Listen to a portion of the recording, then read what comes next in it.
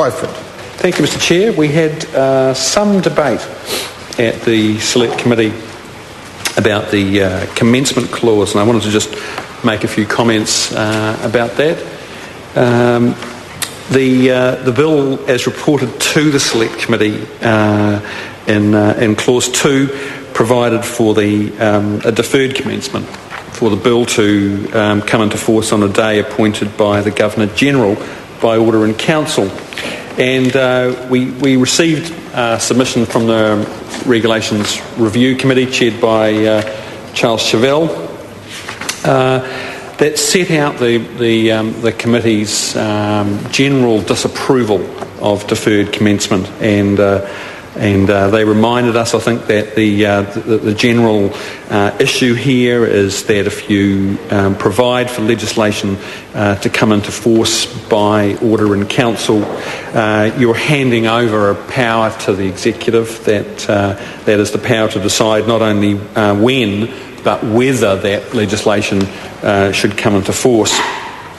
And they cited the Legislation Advisory Committee guidelines about the risks of deferred commencement, and namely that the will of Parliament could be frustrated by an executive that no longer supports the policies in that Act, and that ultimately there's a risk that courts could be drawn into the legislative process if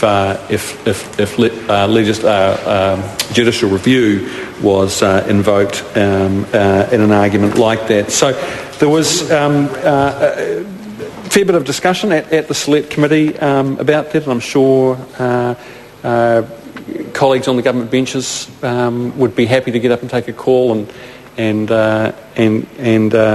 flesh out the discussion about this. But where we ended up, I think, was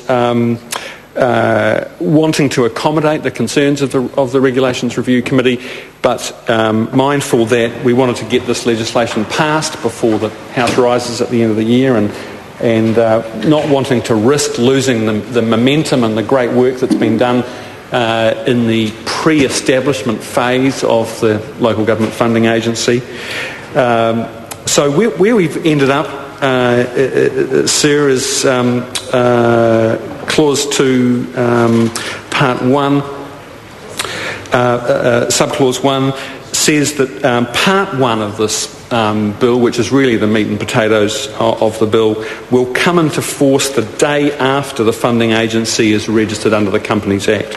So that's the compromise that we thought goes some way towards addressing the concerns raised by the Regulations Review Committee. It's not an open-ended deferred commencement. It's tied to that Part 1 will come into force the day after the agency is registered under the Companies Act.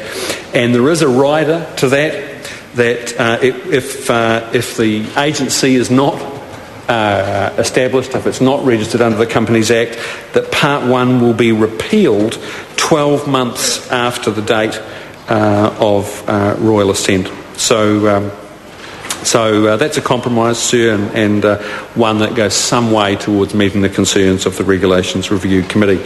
Part 2, on the other hand, there's no amendment proposed by the Select Committee, and that would come into force on the day after the date on which it receives the royal consent. So it treats the provisions relating to Auckland Council's ability to borrow on international markets quite separately, and that will come into force the day after royal assent is given. Stuart. Moana Mackie. Oh, no, changed my mind. That was a short speech. I'll put the questions. The question is that Clause 1 stand part. Those of that opinion will say aye. Contrary, no. The ayes have it. The question is that Clause 2 stand part. Those of that opinion will say aye. Contrary, no. Clause 2 will stand part. Minister? Mr Chairperson, I move supplementary order paper number 279, dividing the bill. Question is that the motion be agreed to. Those of that opinion will say aye. Contrary, no. The ayes have it. I will report this bill without amendment and so divided.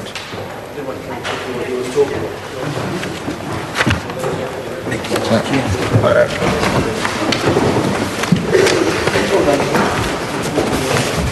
Mr Speaker. Members, the House is resumed.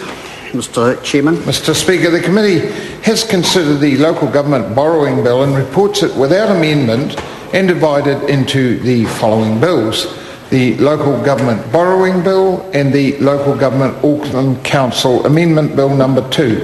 Mr Speaker, I move that the report be adopted. The question is that the report be adopted. Those of that opinion will say aye. To the contrary, no. The ayes have it. The bills are set down for third reading next sitting day. Point of order, Joe Goodhue. Mr Speaker, given the progress that the House has made this afternoon, I seek leave of the House for the House to now rise. Leave is sought for the House to rise at this stage. Is there any objection? There is no objection. The House stands adjourned until 2 p.m. on Tuesday the 13th of September 2009.